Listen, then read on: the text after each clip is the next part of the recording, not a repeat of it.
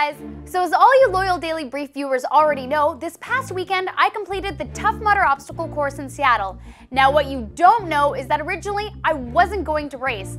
I'm not usually drawn to things like ice baths, electric shocks, and getting absolutely filthy. I'm a girl.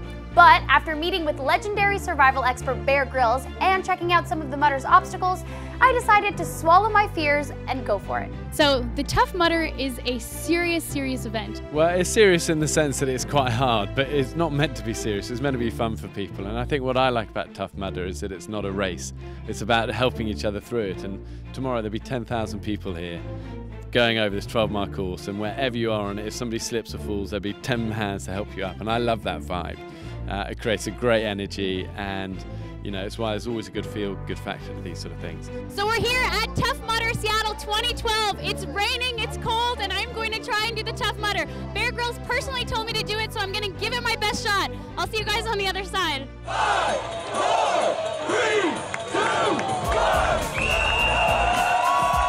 1. Despite being psyched up and ready to go, one of the first obstacles known as the Arctic Enema almost stopped me in my tracks. I had to jump into an ice bath and swim under a barrier and come back out, but the second I jumped into the ice bath, pretty sure my heart stopped, I couldn't feel my body, and I couldn't breathe. I literally could not get any air into my lungs. So I climbed out of the ice bath and grabbed onto Bear's ankles, and he said, "Chloe, you have to go back in there, do not quit, keep going, climb under the barrier, you can do it." And I couldn't let Bear down, so I did it. Frozen but determined, I kept going, accompanied by Nash Harrington from Crave Online through challenges like the Dirty Ballerina, Trench Warfare, and the Mud Mile.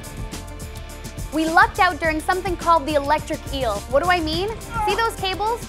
Well, they're usually electrified, but some poor soul got tangled in them, so it was off when I went through. Bear was not impressed, but I was ecstatic. Yeah, Chloe.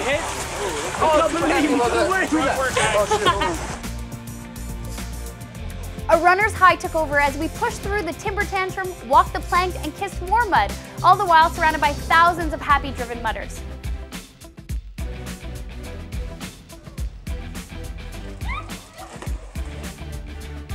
As we approached the end of the 12-mile course, it was time to race up the Everest Challenge. Did we mention it had been covered with vegetable oil?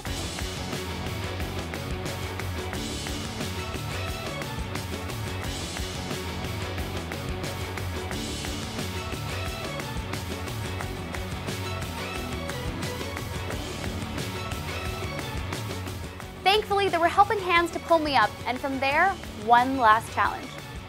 So I may have lucked out on the electric eel, but the final shock therapy obstacle was fully electrified as I ran through it, getting 10,000 volt shocks with every step.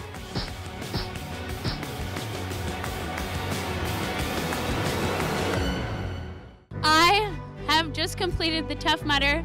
I am physically shaking, I'm on the verge of tears. Probably the hardest thing I've ever done, but the most exhilarating. I just got shocked multiple times by 10,000 volts.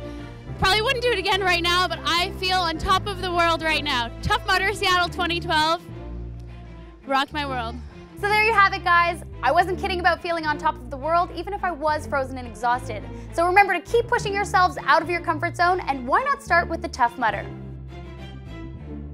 What kind of intense activities can people do to prepare for Tough Mudder? I think build yourself a good program. Don't leave it too late. Don't go overboard and get injured. I know lots of people who do too much and then they get hurt, and then it's always harder.